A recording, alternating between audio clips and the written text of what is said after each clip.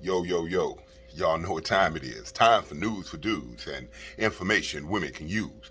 Listen up. I don't know if y'all seen my last video, and if you didn't, go back and look at it. You'll get a more understanding on what I'm doing. But I'm buying pallets and reselling store returns. And I want to give you a breakdown if you're not already into this and you're thinking about doing it, or if you're into it and just need a little bit of more leeway of some understanding. I said leeway. If you need more understanding on what you're getting into or what you should and shouldn't be doing while doing this. I've been doing this for a couple of months and I 100% love it, but it does has its pros and cons. That's what I'm here for. Are you listening? Listen up. So, what I want to tell you is the breakdown of my experience of selling store returns. And before I'm done, if you wait to the end, I'm going to give you what makes me money. Because that's what it's all about, right? Making you money doing something you enjoy doing, especially if you can do it from home. Of course, I have my little gym, so I do it from my little gym, but that's a different story. Listen up. I want to get right on it. You ready? You ready? Are you sure you're ready? Listen up. Okay, so the first thing is understanding what buying pallet entails. The first time we did it, we went gun ho and we just bought some pallets. Let me get that. Let me get that. Let me get that. And we got lucky. We got lucky with no understanding on what we were going into at all. So I'm going to let you know that when you're buying pallets, you're buying store returns. What does that mean to you? That means you're buying something that someone either did not want or couldn't afford or decided for any reason to send it back. Now, that's the good side of it. You got some people who are about them shenanigans, right? You definitely got those people who are conniving and scheming. So you'll get pallets that has items on it that are used and returned in brand new boxes. You'll get, I've got items that weren't the item that was supposed to be in the box. So you'll get that. And the worst part is you'll get some broken stuff. And I'll get more in detail on breaking that down for you when I get to the other stuff. But 75% or more of store pallets, in my experience, have been good. But there's some things that I would suggest not to do. So, then that means when I say there's things that I suggest you not to do, that means you have to understand what you're buying. And you have to understand what type of stuff you're buying. And that's what we're going to talk about next. The different types of pallets that I've seen. So you have different types of pallets. And I'm not in a place where I guess we don't get the electronic pallets at all. We don't get the computers, the laptops, the headphones. I haven't ran across those as of yet. And that's mainly because the distributors that we use deals with certain companies. So we deal with Amazon, Target, Home Depot, and another company I can't think of the name of. But basically they're internet return company. So with that being said, you have the different types. You have what's called smalls, or what we call smalls. And some would say basic Amazon returns. And they're really small items that most people could sell at flea markets. You get like 1,000 of them for maybe $500. You just get 1,000 pieces of random stuff, anywhere from medication to napkins to whatever you can think of that's small, almost like dollar store stuff, or yeah, almost like dollar store stuff. You just get random stuff inside big boxes, and that's not my thing. But I'm going, that's on you. If you do flea market, there's a good upsell for a lot of these products, because a lot of the products you can sell for $3, $4, $5. And you, like I said, you get 1,000 of them. Then there's Amazon, or there's Amazon smalls, and Amazon, yeah, I said smalls. There's Amazon mediums, and mediums are basically your bigger but still small items, like air fryers, bathroom decor. Like we got curtain rods, with diapers. We've had small fireplaces. There's a myriad of different stuff that come in maybe like microwave size boxes or smaller. And those pallets are normally 30 to 40 units on it. And out of that 34 units, yeah, you'll double your money of what you paid, or more, depending on what you charge the pallets for. And we'll talk about that at another time, because pricing means a whole lot. So you have your Home Depot pallets, and most of Home Depot pallets is basically what you think it is: home improvement stuff. And you'll get refrigerators, stoves, microwaves, TVs, not TVs, the refrigerator, stoves. You'll get toilets, anything, lighting, anything that you can do for home improvement. Now, if you know a lot of people who work on houses or are into home design, or if you know someone who fixes up houses for a living, then that might be what you want to be into. But again, it's just what you want. You got what's called bulk, and bulk is basically furniture. And the furniture is, you can couches, chairs, desk, anything for you, the home, but it's the bigger stuff. Now, I can tell you that 90% of it is good. And here's the bad part, and this is what we're going to talk about next. We're going to talk about the downside. The downside, as I spoke on before, is their store returns. So some of the stuff may be broken. Some of the stuff may be very used and unsellable. With Amazon, you get a good chance, And listen, all I can say is, you get a good chance. The downside, you get some broken stuff, or some stuff that will be hard for you to sell.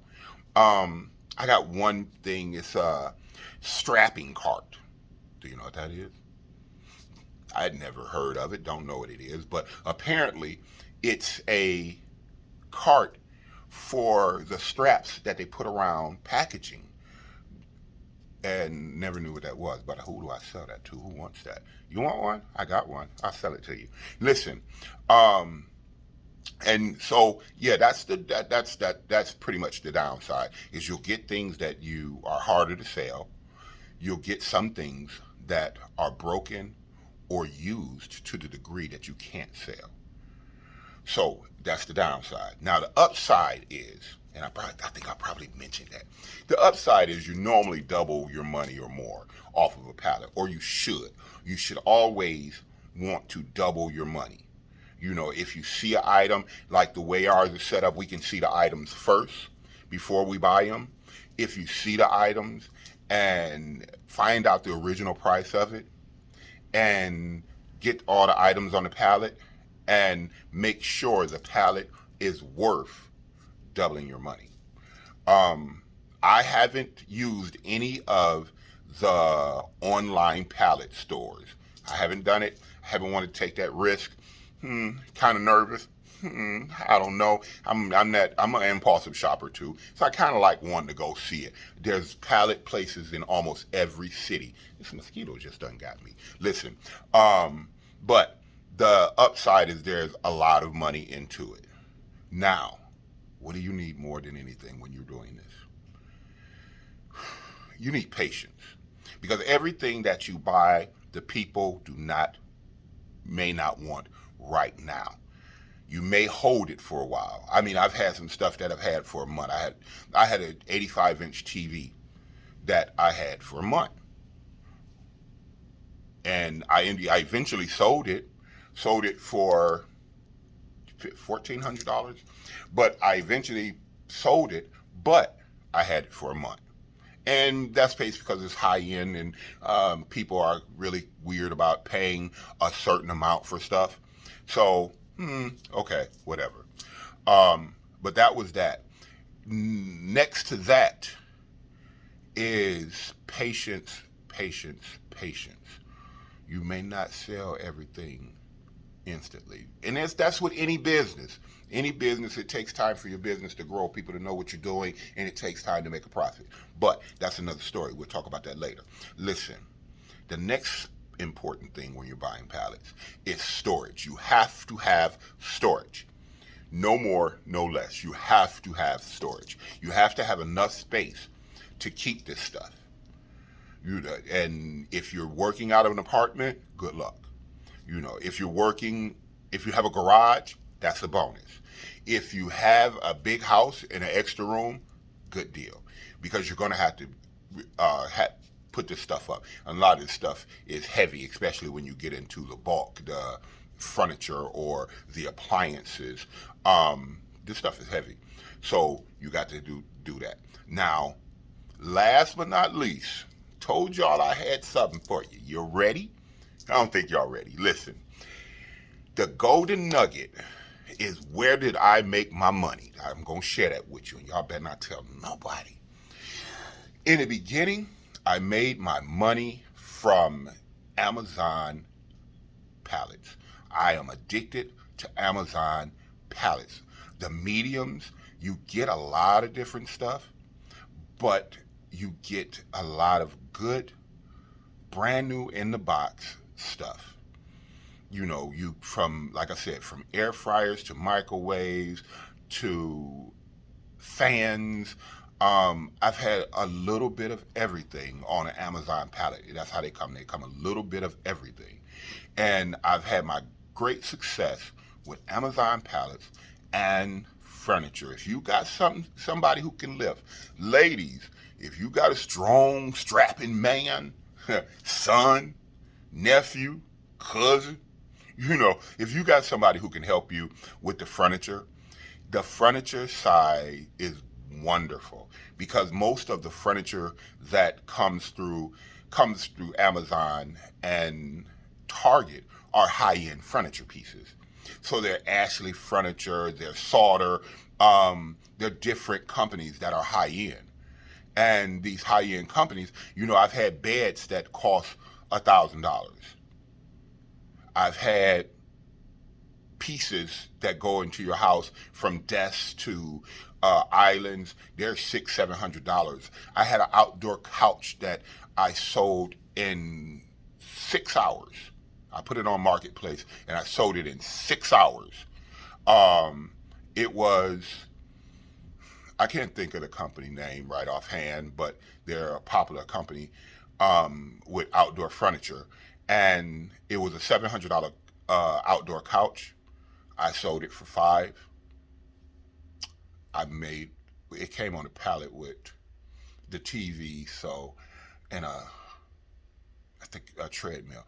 But needless to say, I made $800 off that pallet alone.